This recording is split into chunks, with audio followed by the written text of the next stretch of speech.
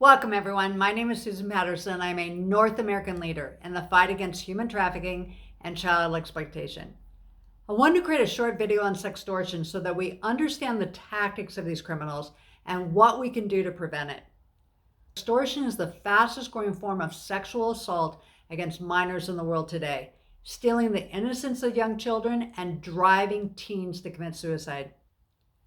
5 years ago, I was speaking at a Seroptimus meeting, and during the question and answer period, a woman shared that her 8-year-old son was playing a video game with a 10-year-old girl who sent him a picture of her breast and asked him for a picture of his privates.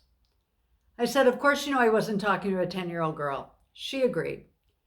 Sextortion is when a minor is tricked into making and sending child porn to a criminal. If the child refuses, they blackmail them by threatening to send the pictures to everyone they know.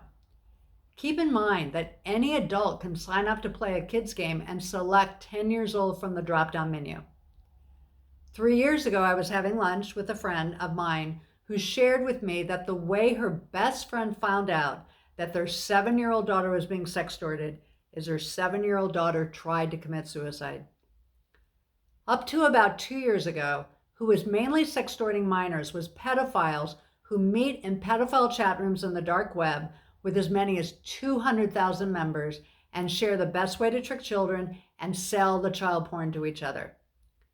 With the onset of 5G high-speed internet, criminal organizations in faraway places like Nigeria, Pakistan, and the Ivory Coast, and other developing countries now have access to our children.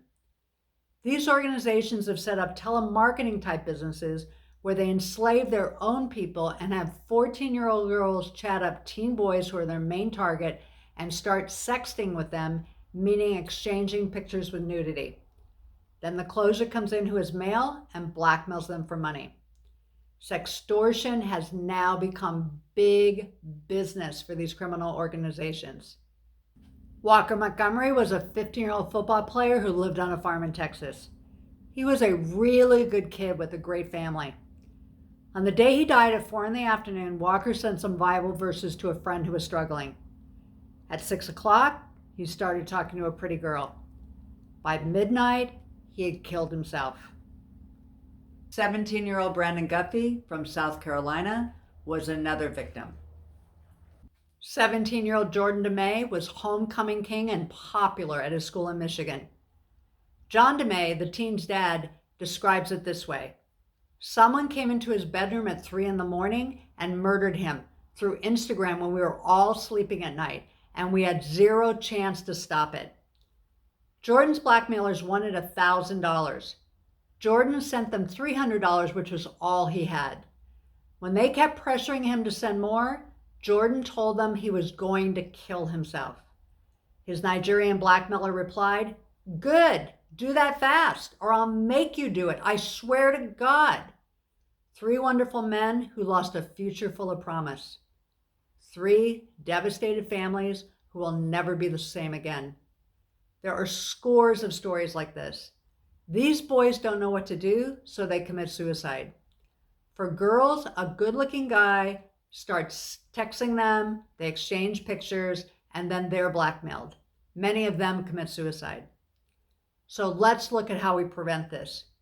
Jordan LeMay's father shared that he did monitor his son's phone, but since he had gotten older, he didn't think he needed to anymore. I don't know if that would have made a difference, as these boys are killing themselves in a matter of hours.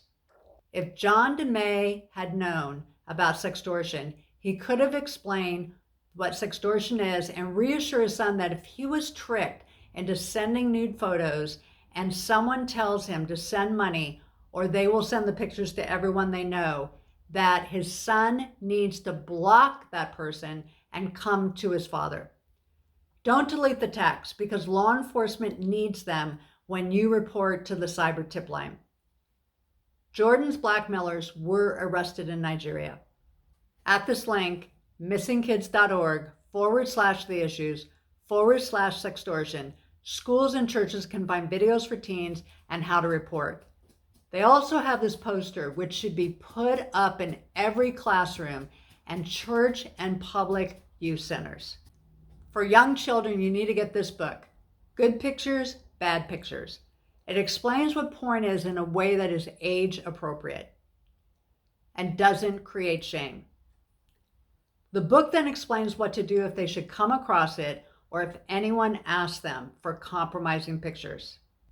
While there are stories in the media about sextortion, most don't share what resources are available to parents. They just tell parents to warn their children.